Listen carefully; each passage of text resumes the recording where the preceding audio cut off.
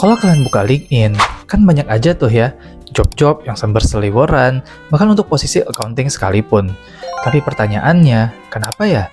Kok kamu belum juga dapat pekerjaannya? Sini aku jelasin. Halo, aku Andi. I'm a senior accountant for a multinational company. Jadi, itu adalah problem aku juga. Itu adalah masalah yang aku hadapi ketika aku baru mau memulai transisi dari sektor publik ke private sector. Masalahnya ternyata bukan serta-merta ada di pekerjaannya. Pekerjaan boleh banyak yang sedang mencari kandidat, tapi kandidatnya udah siap belum? Ini langkah-langkah yang bisa kamu lakukan untuk self-audit, kira-kira salahnya ada di mana sih? Karena aku yakin, most likely, problemnya datang dari kita. Yang pertama, kamu harus lihat dulu CV kamu, kurikulum vitae, resume kamu, itu udah bagus belum sih? Ada yang namanya ATS. Kita bisa menggunakan ATS filter, kita bisa bahkan menggunakan AI untuk meminta AI menilai nih CV kita ini udah sesuai belum dengan ATS format. Jadi ATS format itu nggak perlu foto, nggak perlu fontnya gede-gede, rapi, hitam putih aja, nggak perlu aneh-aneh. Bahkan di awalnya, ya kamu bisa taruh, punya aku, Andi Faisal. Aku tinggal di mana, kontak aku apa, email aku apa, LinkedIn aku apa. Lalu bawahnya, langsung dikasih aja summary. Siapa sih Andi Faisal ini? Dalam 2-3 kalimat aja. Lalu di bawahnya, karena aku udah ada pengalaman bekerja, maka aku akan meletakkan work experience yang paling terbaru yang pernah aku kerjakan. Aku jelasin 4-5 points aja. Tapi di sini triknya. Kita bisa menambahkan quantifiable sentence. Apa itu? Yakni adalah kalimat-kalimat yang menggunakan basis data. Misal, karena kita bekerja, kita telah berkontribusi, kira-kira kita itu bisa menghemat proses sekian persen. Tahu proses yang awalnya dikerjakan dalam 3 hari menjadi hanya 1 hari aja. Nah, ini kan ada satuan angkanya nih. Satuan angka inilah yang menjadi quantifiable. Kenapa diperlukan? Karena bagi seorang recruiter, bagi seorang hiring manager, ketika ada 5 kandidat, 5-5-nya bilang bahwa mereka bisa menghitung pajak. Terus, apa yang membedakan? Apa yang bikin si A lebih outstanding ketimbang 4 lainnya? Quantifiable sentence menolong itu. Jadi misalkan aku seorang hiring manager, lalu aku melihat ada 5 CV yang berbeda, terus, mana ya yang kira-kira legit orangnya yang bisa aku ajak interview? Maka aku akan bisa melihat, ternyata si B, dia ada quantifiable-nya, angkanya itu promising, meyakinkan. Akhirnya aku ambil deh, karena kita nggak bisa bohong. Ketika ada sebuah posisi dibuka, paling yang dicari cuma 1 orang, yang apply bisa lebih dari 100, mungkin yang ngirim ada 300. Tapi yang dipanggil interview, let's say cuma 10. Karena waktu yang digunakan untuk melakukan interview itu nggak sebentar. At least 1 orang aja itu 1 jam. Sementara, untuk ngefilter itu, kita memerlukan banyak banget resources. Let's say, untuk satu posisi hanya mencari 1 orang aja, tapi yang daftar bisa 300. Terus dari 300, kita akan mengambil 10 aja untuk interview. Kenapa cuma 10? Karena mau interview itu makan waktunya lama banget. Dan untuk itu ya, kita harus spend at least 1 jam untuk 1 orang. Maka 10 orang akan menghabiskan waktu 10 jam. Itu udah hampir 2 hari, udah sama 1 harian penuh, lembur lagi 2 jam. Ya kan wasting time banget ya kalau kelamaan cuma buat interview doang terus nggak ketemu lagi orangnya.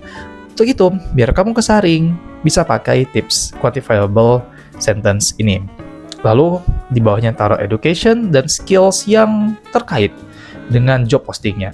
Gimana kalau kamu belum punya work experience? Maka kamu bisa taruh di atas education kamu, lalu asumsi aku, kamu ada internship, dan bisa kamu taruh pengalaman internship kamu, apa sih impact yang kamu berikan pada saat kamu melakukan magang tersebut. Lalu yang kedua, kalau CV kamu udah bagus, dan yang kedua adalah LinkedIn. Nggak bisa bohong, ketika recruiter ataupun calon hiring manager sedang menseleksi dari 300 CV tadi, satu persatu, mereka juga akan melihat LinkedIn profilnya. Karena gimana cara mereka bisa tahu nih? Kan CV isinya cuma kata-kata, cuma kalimat, huruf dan angka, sama tanda baca.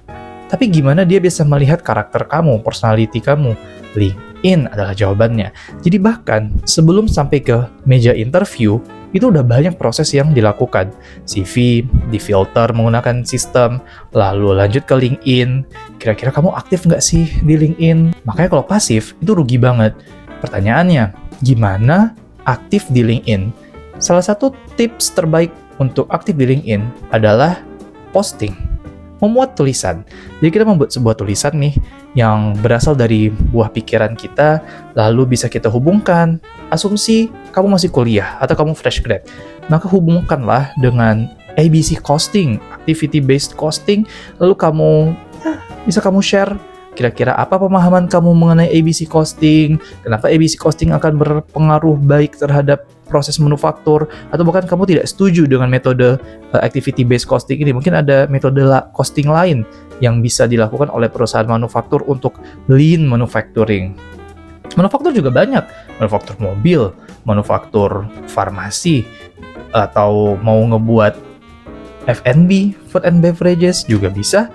Nah, hal-hal ini tuh bisa kamu sharing, dan seiring berjalannya waktu, ketika kamu juga menambah orang, connection juga kamu tambah, teman-teman sepantaran yang berada tingkat lebih di atas ataupun recruiter, maka traffic di LinkedIn kamu itu akan meningkat.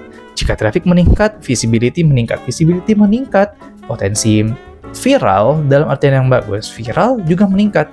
Sehingga kamu, let's say Andi Faisal, namanya semakin naik kayak gitu. Hopefully, dari salah satu yang notice, itu adalah recruiter, itu adalah hiring manager. Dan that's a good news for us. Lalu yang ketiga, baru deh, kalau kita udah dipanggil interview, maka pertanyaan berikutnya adalah apakah kamu sudah siap untuk interview? Udah? Belum? Maka kita juga perlu mempersiapkan interview. Gimana nih cara kita interview?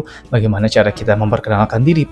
Percaya, pada setiap pertanyaan, expect kita hanya bisa mendeliver itu dalam 1-2 menit aja. Karena kalau udah lebih dari 2 menit kita menjawab sebuah pertanyaan, dan kita itu cenderung untuk oversharing, keluar dari poinnya, atau malah poin utamanya itu tidak terjawab. Kita tidak bisa mendeliver jawaban yang dibutuhkan dari interviewer.